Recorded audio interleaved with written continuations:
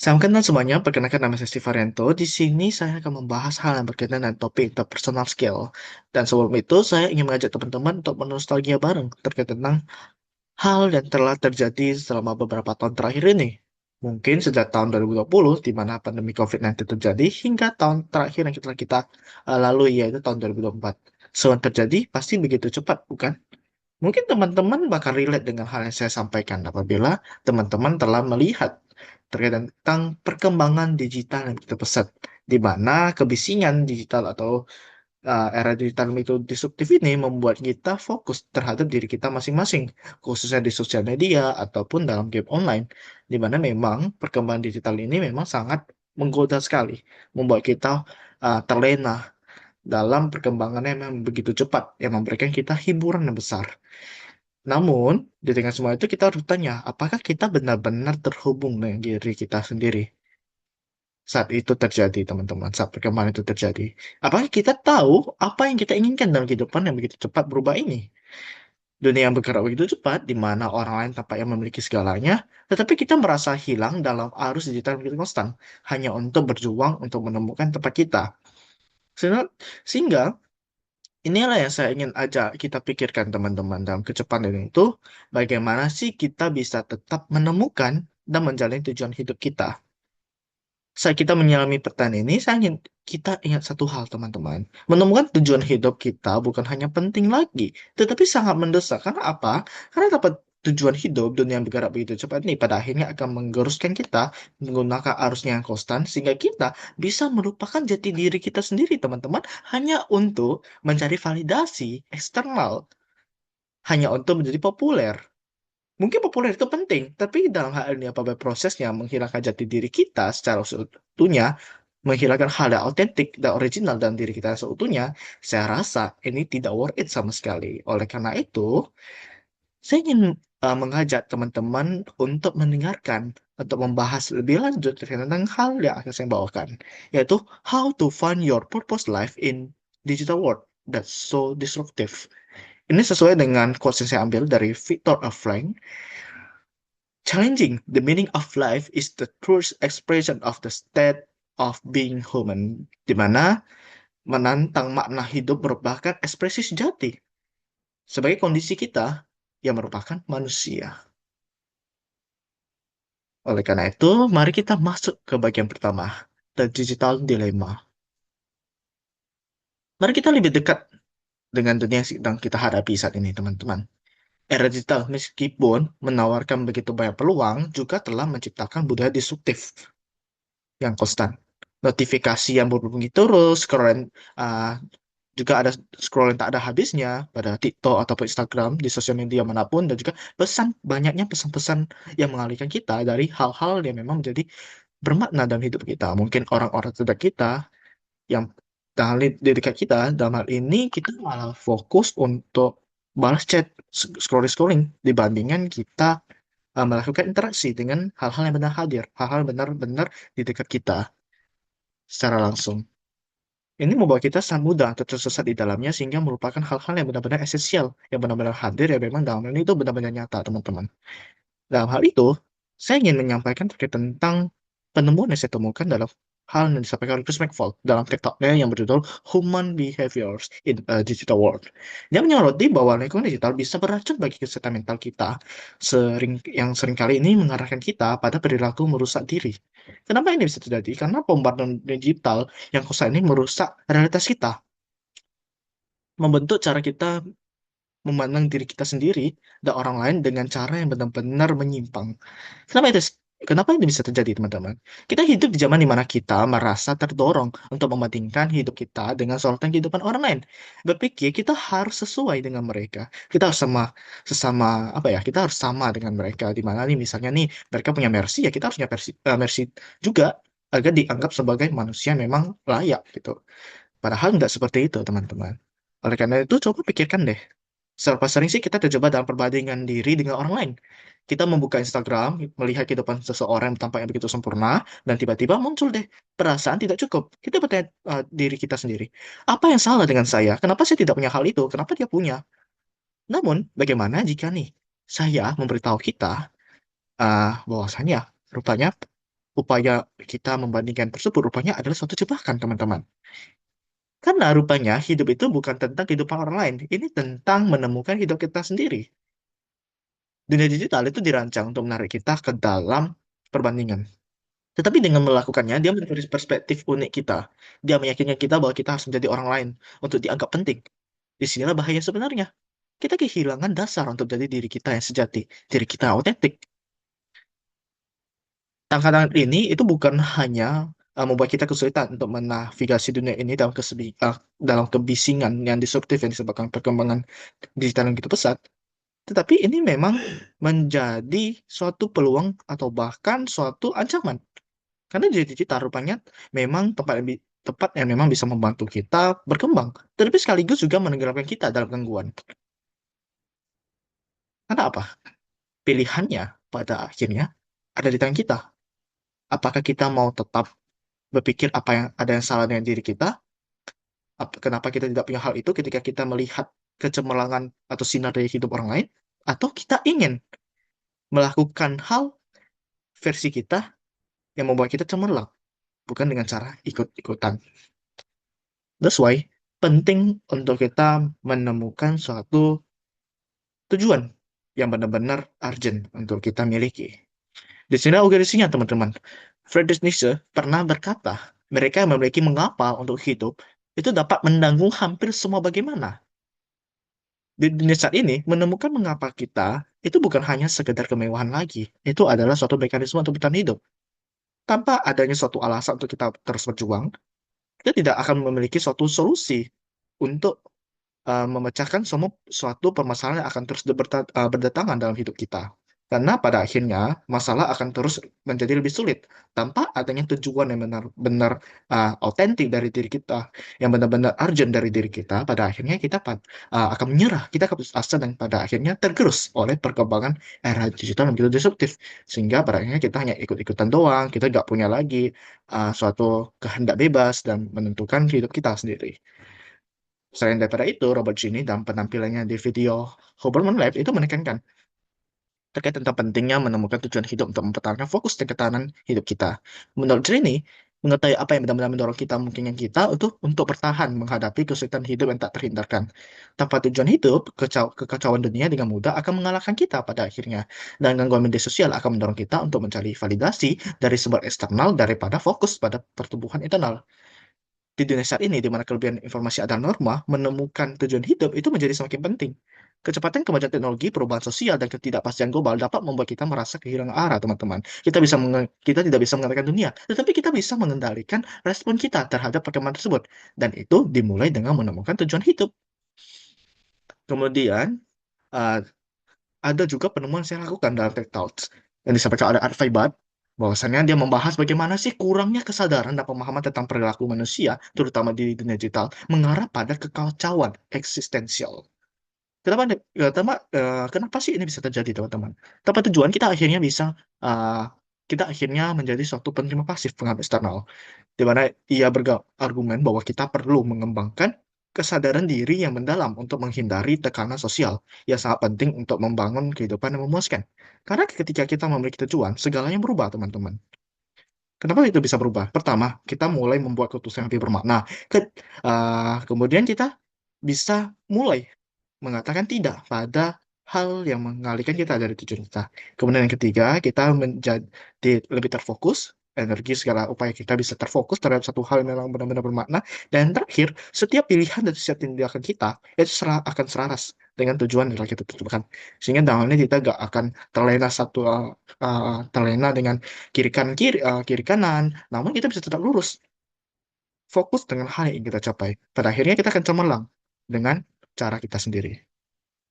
So, saya akan membagikan digital purpose framework yang di yang saya buat dalam hal ini untuk membantu kita untuk memotong segala disrupsi yang ada, kemudian membantu kita untuk menemukan, mengasah, dan menjalani tujuan hidup kita di era digital saat ini.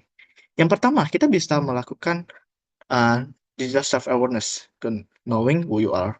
Kenapa saya sebut seperti ini? Karena penting untuk kita merenungkan diri kita sendiri. Bagaimana kita merenungkan diri kita sendiri? Kita bisa matikan ponsel kita putus dari dunia online untuk terhubung kembali dengan diri kita. Karena kita pikirkan kembali, siapa sih diri kita sebenarnya? Apa sih yang ingin kita capai dalam hidup ini? Ini bisa terjadi apabila kita fokus dengan diri kita dan memutus hubungan kita dengan hal-hal eksternal selama beberapa saat. Kemudian kita bisa juga buat proporsional, kita tulis momen-momen di mana kita merasa paling hidup, sehingga kita bisa merasa terhubung dengan sesuatu yang lebih besar dari diri kita sendiri. Kemudian kita bisa tanyakan kepada diri kita sendiri, kapan saya itu merasa benar-benar selaras dengan nilai-nilai yang telah saya tetapkan, nilai-nilai yang saya kejar. Momen-momen kecil ini itu akan menjadi petunjuk untuk menemukan tujuan hidup kita. Kemudian yang kedua, kita bisa menerapkan intentional digital consumption. Apa sih ini maksudnya? Ini maksudnya kita bisa melakukan audit kehidupan digital kita. Kita bisa lihat dengan jujur di mana kita menghabiskan waktu kita secara online yang paling banyak. Di mana sih platform apa yang kita gunakan? Apakah kita paling banyak scrolling TikTok? Kemudian bagaimana sih perasaan kita ketika scrolling TikTok tersebut? Apakah ini membawa kita lebih dekat dari tujuan kita? Atau hanya memberikan makan, memberi kita makan terkait tentang ego kita, kemalasan kita. Di situ perlu kita lakukan audit.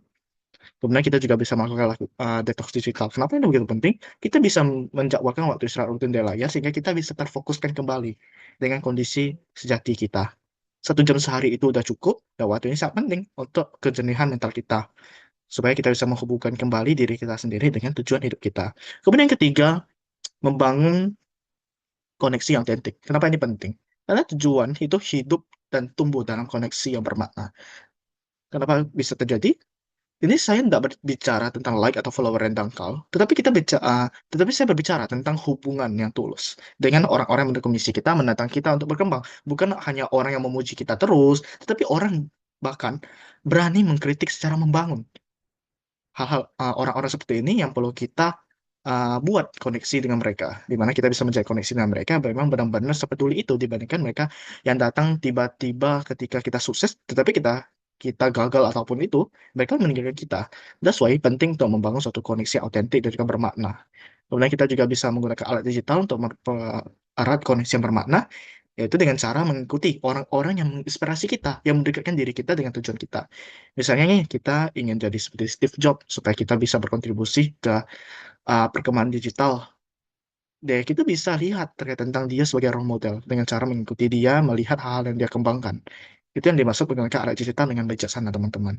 Kemudian kita bisa uh, amplify your purpose online. Bagaimana sih kita bisa membangun suatu profil digital yang selaras dengan tujuan dan identitas diri kita yang otentik. Itu bisa kita lakukan dengan cara kita membagikan terkait konten-konten memang merefleksikan terkait tentang kita sendiri, merepresentasikan terkait tentang identitas kita. Misalnya kita suka makan, kita bakal posting-post terkait tentang makanan-makanan yang lezat yang telah kita uh, makan.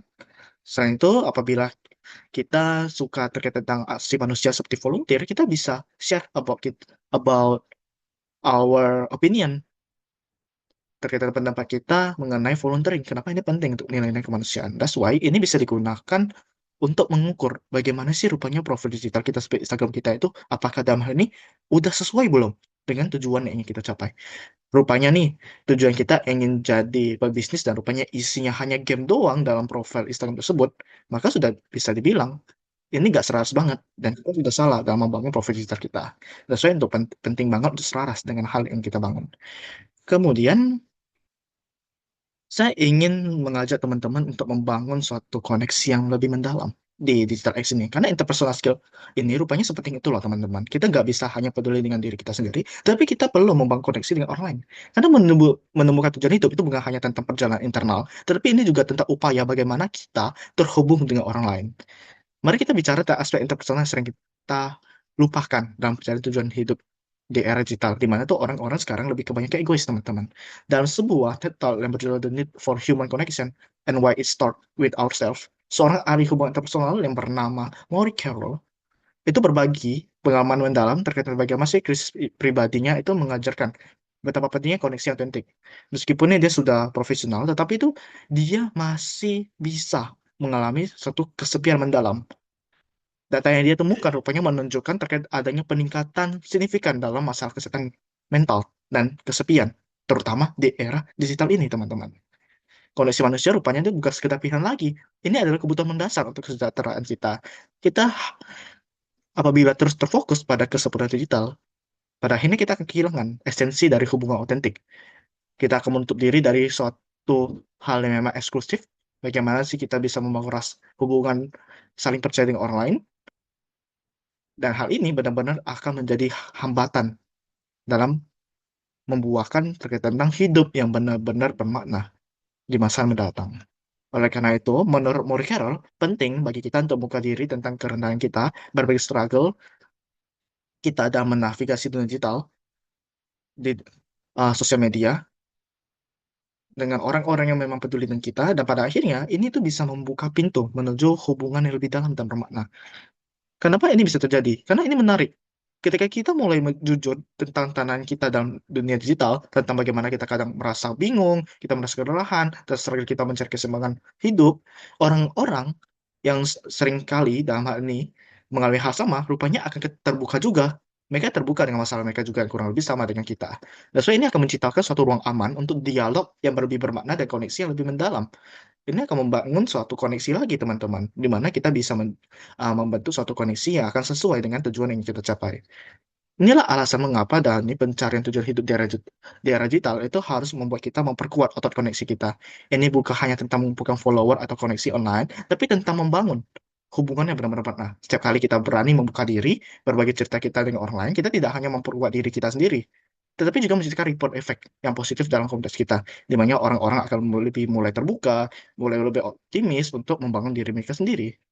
Disinilah bagaimana teknologi itu bisa menjadi suatu potensi alat yang powerful, bukan untuk menggantikan koneksi manusia, tetapi untuk memfasilitasinya lebih lanjut. Inilah seharusnya yang kita lakukan, teman-teman, apabila kita menerapkan atau mengimplementasikan terkena perkembangan digital. Kemudian, saya mengajak teman-teman untuk menghidupi terkait tentang tujuan hidup kita di era yang disruptif, di dunia yang disruptif. Menjadi tujuan hidup kita itu bukan suatu acara sekali jalan, bukan one time event, tetapi suatu perjalanan yang berkelanjutan. Dan di era digital ini kita akan menghadapi gangguan konstan. Ini nggak akan jadi satu gangguan satu kali doang, tapi akan beratus-ratus kali mungkin. Dunia akan terus bergerak lebih cepat. Teknologi akan terus berkembang dan akan membuat kita lebih terlena. Tapi ketika kita terhubung dengan tujuan hidup kita, gangguan-gangguan ini pada akhirnya akan menjadi latar belakang doang saat kita mencapai kesuksesan kita. So, ini bisa dilakukan dengan cara bertanya pada diri kita, bagaimana sih rasanya jika kita menjalani setiap hari dengan tujuan yang jelas, tak tergoyahkan oleh gangguan dunia digital? Kemudian bagaimana sih jika kita bisa membangun uh, diri kita, kemudian langsung menjelaskan tindakan kita dengan nilai-nilai dalam kita, yang memotong disrupsi ada untuk fokus pada apa yang benar-benar penting dalam hidup kita? Apa sih yang kita rasakan di situ? Apa yang kita bayangkan di situ? Ketika kita bisa membayangkan hal itu, dan kita merasa senang, kita semakin berapi-rapi terhadap hal itu, maka selamat. Anda sudah menemukan tujuan hidup yang memang benar-benar selaras dengan hal yang ingin kita capai, teman-teman. Yang ingin kalian capai. Ini akan autentik dan Anda akan bisa menjadi bangga dengan hal tersebut. Nah, oleh karena itu, saya akan membagikan 3 alat, 3 tools yang bisa membantu kita untuk mencapai hal tersebut dengan terfokus. Yang pertama, do purposeful daily rituals. Apa sih itu maksudnya? Artinya, setiap hari kita sisihkan waktu untuk ritual berupa kegiatan yang menghubungkan diri kita dengan tujuan hidup kita. Misalnya nih, kita bisa melakukan journaling, kita bisa meditasi, atau bahkan berjalan di alam, grounding. Momen-momen ini akan membuat kita mengakar terhadap diri kita, mengakar dalam diri kita sendiri, diri kita yang terdalam, kemudian menetapkan niat kita untuk serius di hari itu. Kemudian juga untuk set boundaries, buat batas yang jelas antara kehidupan pribadi kita dan juga digital kita. Tentukan kapan kita akan online dan juga kapan kita offline. Ini akan membuat kita lebih tegas, teman-teman, dalam mengatur hidup kita.